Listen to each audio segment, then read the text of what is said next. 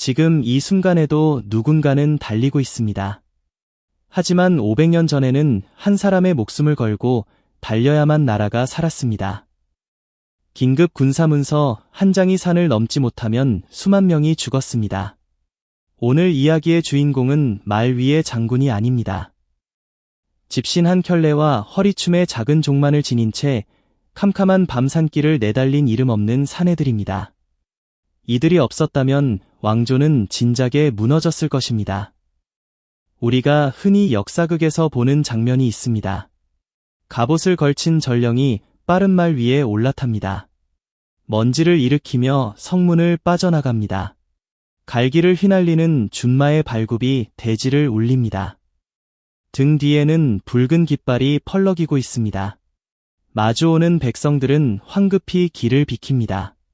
그 모습이 너무나 익숙합니다. 당연히 옛날 통신은 말이 담당했다고 생각합니다. 하지만 이것은 절반만 맞는 이야기입니다. 나머지 절반은 완전히 다른 진실을 품고 있습니다. 남쪽 항구 도시에서 수도까지 긴급 문서를 보낼 때 말은 쓸모가 없었습니다. 그 이유는 단 하나 지형 때문이었습니다. 태백의 거대한 산줄기가 남북을 가로막고 있었습니다. 좁은 산길과 가파른 고갯길이 끝없이 이어졌습니다. 말이 전속력으로 달릴 수 있는 평지가 거의 없었습니다. 결국 이 험한 산길에서는 사람이 직접 뛰어야 했습니다. 900리가 넘는 거리를 두 다리로 전달하는 체계가 만들어진 것입니다. 오늘날 단위로 환산하면 약 360km에 달하는 거리입니다. 서울에서 대전까지 왕복하고도 남는 거리입니다. 이 놀라운 이야기의 시작은 왕조 초기로 거슬러 올라갑니다. 왕조 초기 제3대 임금 시절부터 전국적인 역참 체계가 정비되기 시작했습니다. 역참이란 주요 도로를 따라 일정한 간격으로 설치한 관영시설입니다. 교통과 숙박의 거점이었습니다. 이곳에는 역마라 불리는 관용말이 배치되어 있었습니다. 공무를 수행하는 관리나 전령이 말을 갈아타며 이동했습니다. 수도에서 서쪽 국경으로 향하는 길은 비교적 평탄했습니다. 이 길에서는 기발즉 말을 탄 파발이 원활하게 운영되었습니다. 넓은 들판이 펼쳐져 있어 말이 전속력을 낼 수 있었습니다. 25리마다 역참이 설치되어 있었고 역마가 넉넉히 배치되어 있었습니다. 전령은 한 역참에 도착하면 지친 말을 내려놓고 새 말에 올라탔습니다. 그렇게 쉬지 않고 달릴 수 있었습니다. 하지만 남쪽 길은 사정이 완전히 달랐습니다. 남쪽 항구에서 수도로 올라오는 대로는 산악 지형의 연속이었습니다. 험준한 산줄기가 길을 가로막았습니다. 좁디 좁은 산길이 구불구불 이어졌습니다. 특히 중부지방의 큰 고개는 해발 600m가 넘는 험로였습니다. 대낮에도 맹수가 출몰하는 무서운 곳이었습니다. 말이 달리기는커녕 걸어서 오르기도 힘든 구간이 수두룩했습니다. 급경사의 바위길에서 말은 자주 발을 헛디뎠습니다. 비가 오면 진흙탕이 되어 말발굽이 빠졌습니다. 겨울에는 얼어붙은 산길에서 말이 미끄러져 낭떠러지로 굴렀습니다. 말 한 필의 가격은 살 수십 섬에 해당했습니다. 그런 귀한 말을 산길에서 잃는 것은 엄청난 손실이었습니다. 더구나 말이 다치면 문서 전달 자체가 중단되었습니다. 이것은 역참 체계의 치명적인 약점이었습니다. 말에 의존하는 통신망은 지형의 한계를 넘지 못했습니다. 그리고 이 약점이 가장 처참하게 드러난 사건이 일어납니다. 왕조 중기에 대란이 터진 것입니다. 남쪽 항구의 성이 하루 만에 함락되었습니다. 성을 지키던 무관 이충렬이 끝까지 싸우다 장렬이 전사했습니다. 남쪽 고을의 수령 한명직 역시 성벽 위에서 목숨을 잃었습니다. 이 충격적인 소식을 수도에 전해야 했습니다. 경상좌도의 수군 지휘관 김태수가 급히 장계를 작성했습니다. 전령이 역참의 역마를 갈아타며 미친 듯이 달렸습니다. 나흘 만에 수도의 임금에게 급보가 도달했습니다. 900리가 넘는 길을 역마를 갈아타며 나흘 만에 주파한 것입니다. 말을 탄 전령은 밤낮을 가리지 않고 달렸을 것입니다. 지친 말에서 내려 새말에 오르는 데 걸리는 시간도 아까웠을 것입니다. 등에 진 문서, 보따리의 무게를 느낄 겨를도 없었을 것입니다. 오직 한 가지 생각뿐이었을 것입니다. 빨리 이 소식을 전해야 한다는 절박함이었습니다. 하지만 그 이후가 진짜 문제였습니다. 전쟁이 계속되면서 도로는 철저히 파괴되었습니다. 역참은 적군의 방화로 잿더미가 되었습니다. 역마는 전장으로 끌려가거나 흩어졌습니다. 산꼭대기에 봉화대도 무너져 내렸습니다. 봉화를 올릴 병사들마저 전사하거나 도주했습니다. 한마디로 나라의 통신망 전체가 마비된 것입니다. 이것은 단순한 불편이 아니었습니다. 나라의 존망이 걸린 위기였습니다. 적군이 어디에 있는지 알 수 없었습니다. 아군의 승패를 파악할 길이 없었습니다. 식량 보급 요청도 원군 파병 명령도 전달할 방법이 사라졌습니다. 수도의 임금은 눈과 귀를 잃은 것이나 다름없었습니다. 바로 이때 조정은 이웃나라의 제도에 주목했습니다.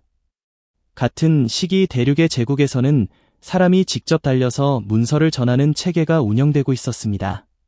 말이 없어도 사람은 있었습니다. 도로가 파괴되어도 산길은 남아 있었습니다. 역참이 불타도 사람의 두 다리는 건재했습니다. 이것이 핵심이었습니다. 전란의 뼈아픈 교훈이 새로운 통신체계를 낳았습니다. 말이 아니라 사람의 두 다리에 의지하는 제도였습니다. 바로 보발이었습니다. 전란이 재발하면서 통신망의 중요성이 다시 한번 절실해졌습니다. 이때 정오품 관직의 신료 박경호가 조정에 건의를 올립니다. 대륙 제국의 파발제를 본떠 사람이 달리는 통신망을 설치하자는 것이었습니다.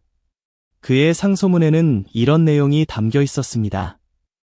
말은 길이 끊기면 갈 수 없으나 사람은 산이 막아도 넘을 수 있다는 요지였습니다.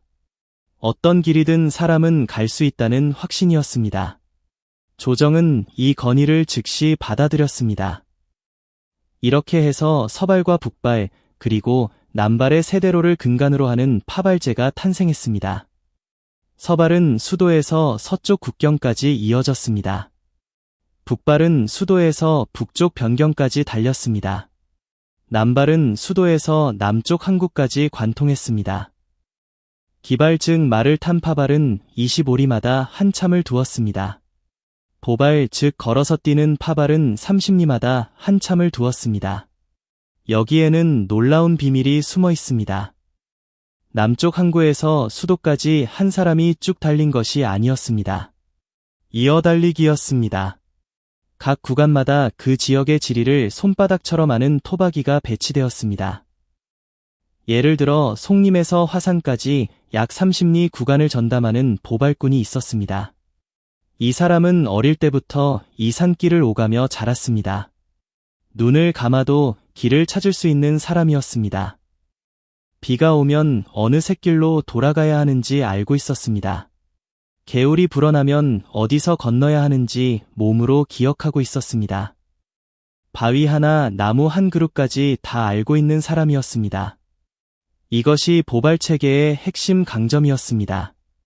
지형을 아는 사람이 그 지형에서 달리는 것이었습니다.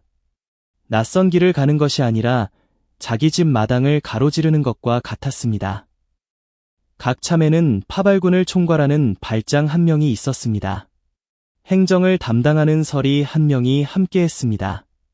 그리고 보발꾼 5명이 교대로 근무했습니다. 5명이 배치된 데는 이유가 있었습니다. 한 사람이 달려서 문서를 전달하고 돌아오면 쉬어야 했습니다. 비가 오거나 눈이 오면 체력 소모가 더 컸습니다. 부상이나 병환으로 빠지는 사람도 있었습니다. 그래서 항상 대기 인원이 필요했던 것입니다. 24시간 언제든지 문서가 도착할 수 있었기 때문입니다. 새벽 2시에 급보가 와도 즉시 달려야 했습니다. 보발꾼의 차림새는 소박했지만 하나하나의 의미가 있었습니다. 등에는 문서를 넣은 보따리를 단단히 메었습니다. 비에 젖지 않도록 기름종이로 감싼 보따리였습니다. 허리에는 작은 노쇠종을 달았습니다. 달릴 때마다 딸랑딸랑 소리가 났습니다. 이 종소리에는 두 가지 기능이 있었습니다. 첫째는 산짐승을 쫓는 것이었습니다. 캄캄한 밤 산길에서 호랑이나 늑대를 만나면 목숨이 위험했습니다. 종소리가 짐승들을 경계하게 만들어 가까이 오지 못하게 했습니다. 둘째는 신호의 기능이었습니다. 다음 참에서 대기하던 주자에게 곧 도착한다는 것을 알렸습니다. 종소리가 들리면 다음 주자는 벌떡 일어나 달릴 준비를 했습니다. 문서를 넘겨받는 즉시 출발해야 했기 때문입니다. 한순간의 지체도 허용되지 않았습니다. 손에는 횃불을 들었습니다. 밤길을 밝히는 유일한 빛이었습니다. 하지만 횃불은 양날의 검이기도 했습니다. 길은 밝혀주지만 맹수의 눈에도 잘 띄었기 때문입니다. 그래서 보발꾼들은 횃불을 높이 들어 자신을 크게 보이게 하는 기술을 익혔습니다. 산길 중간중간에는 방향과 거리를 알려주는 이정표가 서 있었습니다. 바로 장승이었습니다. 오늘날 우리는 장승을 마을 수호신 정도로만 알고 있습니다. 하지만 장승에는 반드시 다음 마을까지의 거리가 새겨져 있었습니다.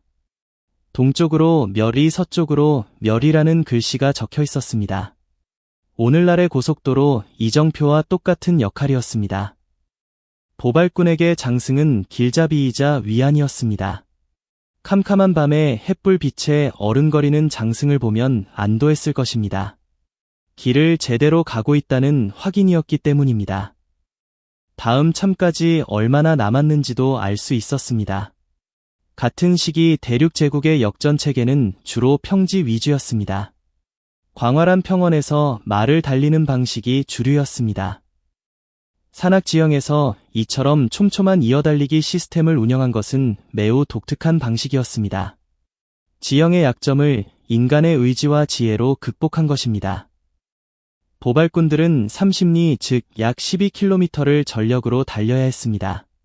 12km라고 하면 그리 멀지 않다고 생각할 수 있습니다. 하지만 조건을 생각해야 합니다. 포장도로가 아닌 울퉁불퉁한 흙길이었습니다. 운동화가 아닌 집신을 신고 달렸습니다.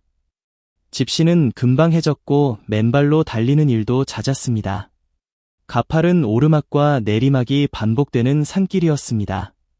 한여름에는 땡볕 아래 땀이 비 오듯 쏟아졌습니다. 한겨울에는 얼어붙은 산길에서 발이 갈라졌습니다. 봄, 가을에는 안개가 자욱해 한 치 앞도 보이지 않았습니다. 장마철에는 산사태로 길이 끊기기도 했습니다. 이런 악조건 속에서 12km를 약 1시간 안에 주파해야 했습니다. 오늘날 마라톤 선수도 이 조건이라면 쉽지 않을 것입니다. 그렇다면 이 사람들에게 가장 절실한 것은 무엇이었을까요? 숨이 턱끝까지 차오르고 다리가 후들거릴 때 나타나는 구원의 장소가 있었습니다. 바로 파발참이었습니다. 줄여서 참이라 불렀습니다. 기존의 역참이 말을 위한 정거장이었다면 파발참은 온전히 사람을 위한 쉼터였습니다. 사람의 체력을 회복시키는 것이 파발참의 존재 이유였습니다. 각 참에는 관리가 상주했습니다. 긴급 문서를 가져온 전령에게 즉시 밥과 국을 내어주었습니다. 잠자리를 제공할 의무도 있었습니다. 남쪽 항구에서 수도까지 남발 노선에는 31개의 참이 설치되었습니다. 30리마다 하나씩 920리의 길을 촘촘하게 이은 것입니다. 보발은 자기 구간을 달려 다음 참에 도착했습니다. 대기하던 다음 주자에게 문서를 넘겼습니다. 그리고 숨을 돌렸습니다. 문서를 넘기는 순간에도 정해진 절차가 있었습니다. 문서의 봉인 상태를 확인했습니다. 발신지와 수신지를 구두로 전달했습니다. 도착 시각을 기록부에 적었습니다. 출발 시각도 기록했습니다. 이 기록이 나중에 전달 속도를 평가하는 근거가 되었습니다. 한겨울에 산길을 달려온 전령의 손발은 얼어 있었습니다. 입에서는 하얀 김이 뿜어져 나왔을 것입니다. 온몸이 땀으로 젖어 있었지만 바깥 기온은 영하를 밑돌았습니다. 이때 뜨거운 죽 한 그릇이 생명수와도 같았습니다. 문서의 등급과 계절에 따라 제공하는 음식이 달랐습니다. 겨울에는 뜨거운 장국을 내었습니다. 여름에는 시원한 미숫가루를 풀어주었습니다. 급한 문서를 전한 경우에는 고기 반찬이 추가되기도 했습니다. 이것은 단순한 배려가 아니라 체력 보충을 위한 필수 조치였습니다. 배고프고 지친 보발꾼이 제대로 달릴 수 없기 때문입니다. 참은 단순히 문서를 전달하는 중간 거점이 아니었습니다. 사람의 체력과 목숨을 지키는 생명의 정거장이었습니다. 이 참에서 먹던 식사를 무엇이라 불렀는지 아십니까? 바로 찬밥이라 했습니다. 일하다가 끼니 사이에 잠시 참에 들러 먹는 밥이라는 뜻입니다. 이것이 바로 오늘날 우리가 쓰는 말의 어원입니다. 농사일 중에 먹는 새참이 바로 여기서 왔습니다. 밤에 출출할 때 먹는 밤참도 같은 유래입니다. 500년 전 보발꾼이 숨을 고르며 허겁지겁 먹던 그 한 끼가 지금 우리의 일상 속에 고스란히 남아있는 것입니다. 말 한마디 속에 역사가 숨어 있다는 것이 이런 것입니다. 우리가 무심코 쓰는 단어 하나에도 수백 년의 땀과 눈물이 배어 있습니다. 이제 보발꾼들의 여정을 계속 따라가 보겠습니다. 31개의 참을 거쳐 문서는 점점 수도에 가까워졌습니다. 900리 길의 끝자락에 또 하나의 특별한 장소가 기다리고 있었습니다. 수도의 성곽이 저 멀리 보이기 시작하는 곳이었습니다. 바로 남제역이었습니다. 지금의 서울 서초 일대에 해당하는 곳입니다. 이곳은 남쪽 대로를 통해 수도로 들어오는 모든 공무수행자의 마지막 관문이었습니다. 보발꾼만 지나간 것이 아닙니다. 남쪽 지방으로 내려가는 암행어사도 이곳을 거쳤습니다. 과거 시험을 보러 올라오는 선비들도 이곳에서 첫 발을 뗐습니다. 지방 수령의 부임길도 이곳이 시작점이었습니다. 역사 기록에는 남제역의 규모가 상세히 나옵니다. 마을 50여 피를 관리했다고 합니다. 영리와 역조를 합치면 100여 명이 넘는 인원이 상주했습니다. 수도의 남쪽 관문답게 그 규모가 대단했던 것입니다. 앞서 대란 이야기를 할 때 남쪽 항구 함락 소식이 나흘 만에 수도에 도달했다고 말씀드렸습니다. 그 급보 역시 이 남제역을 거쳤을 것입니다. 남쪽 대로를 타고 올라온 모든 긴급 문서가 이곳을 통과했습니다. 한 사람이라도 늦으면 나라의 운명이 달라질 수 있었습니다. 대란 초기 이 급보의 전달이 하루만 더 늦었다면 어떻게 되었을까요? 조정의 대응은 그만큼 늦어졌을 것입니다. 임금의 피난이 하루 늦어졌을 수도 있습니다. 원군 요청이 하루 늦어졌을 수도 있습니다. 그 하루가 나라의 운명을 갈랐을 수도 있습니다. 기발이든 보발이든 이 길 위의 전령들이 왕조의 운명을 좌우했습니다. 남제역에는 또 하나의 흥미로운 풍경이 있었습니다. 역마들이 천리길을 걸어오면 지칠 대로 지쳐 있었습니다. 이 말들에게 콩과 짚을 끓여 만든 따뜻한 죽을 먹였습니다. 말에게 먹이는 죽이니 말죽이라 불렀습니다. 오늘날에는 상상하기 어려운 풍경입니다. 커다란 가마솥에 콩과 짚을 넣고 푹 끓였을 것입니다. 구수한 냄새가 역 주변에 퍼졌을 것입니다. 지친 말들이 코를 벌름거리며 다가왔을 것입니다. 따뜻한 죽을 먹고 기운을 차린 말들이 다시 길을 떠났을 것입니다. 이 말죽을 끓이던 거리가 바로 말죽거리입니다. 오늘날 서울 지하철 3호선 남제역 근처를 말죽거리라 부르는 이유입니다. 수백 년 전 역마에게 죽을 끓여 먹이던 그 장소의 이름이 지금까지 전해지고 있는 것입니다. 고려 시대에는 이 일대가 단순한 여원에 불과했습니다. 왕조 시대에 들어서야 남쪽 대로의 핵심 거점으로 발전했습니다. 우리가 매일 지나치는 지명 하나에도 수백 년의 역사가 숨어 있습니다. 지하철을 타고 그 역을 지날 때마다 한 번쯤 생각해 보시기 바랍니다. 500년 전 이곳에서 말들이 따뜻한 죽을 먹고 있었다는 사실을 말입니다. 이제 보발꾼들의 가장 힘든 순간을 이야기하겠습니다. 남쪽 대로에서 가장 두려운 구간은 단연 중부의 큰 고개였습니다. 해발 600m가 넘는 험준한 산길이었습니다. 역사 기록에는 이 일대에서 호랑이에게 목숨을 잃은 사람들의 이야기가 여러 차례 등장합니다. 대낮에도 호랑이가 길목을 지키고 있었습니다. 밤이면 더 말할 것도 없었습니다. 보발꾼이 이 고갯길을 넘어야 하는 상황을 상상해 보십시오. 캄캄한 밤입니다. 횃불 하나가 유일한 빛입니다. 허리에 종이 딸랑딸랑 울립니다. 숨소리가 거칩니다. 발밑에 돌이 구릅니다. 그때 어둠 속에서 두 개의 눈이 번뜩입니다. 호랑이입니다.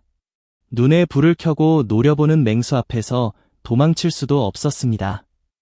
뒤돌아 도망치면 추격 본능이 발동하기 때문입니다. 보발꾼은 한 손에 횃불을 높이 들었습니다. 다른 손으로는 문서 보따리를 꼭 움켜쥐었습니다. 종소리를 힘껏 울리며 천천히 고갯길을 올랐습니다. 심장이 터질 것 같았을 것입니다. 하지만 멈출 수 없었습니다. 등 뒤의 문서에는 나라의 운명이 걸려 있었기 때문입니다. 왕조 시대의 야사 모음집에는 이런 이야기도 전합니다. 전령이 산길에서 호랑이를 만났습니다. 도저히 지나갈 수 없었습니다. 전령은 문서를 품에 안고 나무 위로 올라갔습니다. 호랑이는 나무 아래에서 밤새 으르렁거렸습니다. 전령은 나뭇가지에 매달려 밤을 새웠습니다. 동이 트자 호랑이는 물러갔고 전령은 나무에서 내려왔습니다. 그리고 다시 달리기 시작했습니다. 목숨보다 문서가 먼저였던 것입니다. 이것은 단순한 직업의식이 아니었습니다. 문서를 잃거나 전달이 지체되면 엄벌에 처해졌기 때문입니다. 왕조 후기 파발 운영 규정에는 명확한 상벌 체계가 기록되어 있습니다.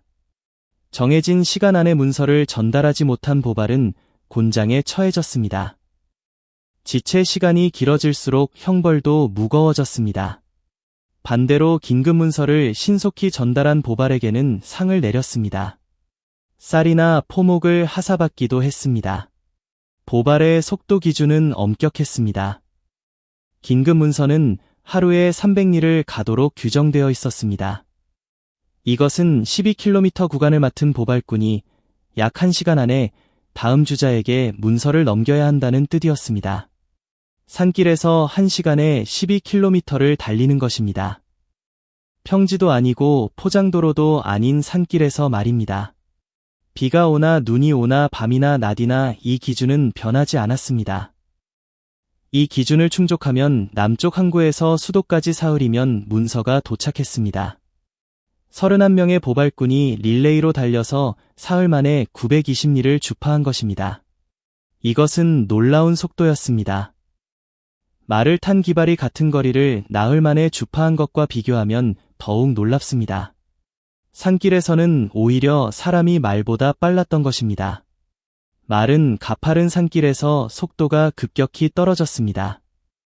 좁은 길에서 방향을 바꾸기도 어려웠습니다. 하지만 사람은 좁은 틈을 비집고 들어갈 수 있었습니다. 가파른 바위를 기어오를 수도 있었습니다. 물에 빠져도 헤엄쳐서 건널 수 있었습니다. 인간의 적응력이 말의 속도를 이긴 것입니다. 이런 위험을 감수하면서도 보발꾼들이 달릴 수밖에 없었던 이유가 있습니다. 그들이 전하는 문서 한 장에 나라의 운명이 걸려 있었기 때문입니다. 적군의 침입 소식이 이 보따리에 담겨 있었습니다. 외교 문서도 보발꾼의 등에 실렸습니다. 지방의 흉년 보고서도 이 길을 달려왔습니다. 반란의 급보도 역병의 소식도 모두 보발꾼의 두 다리에 실려 수도에 도착했습니다.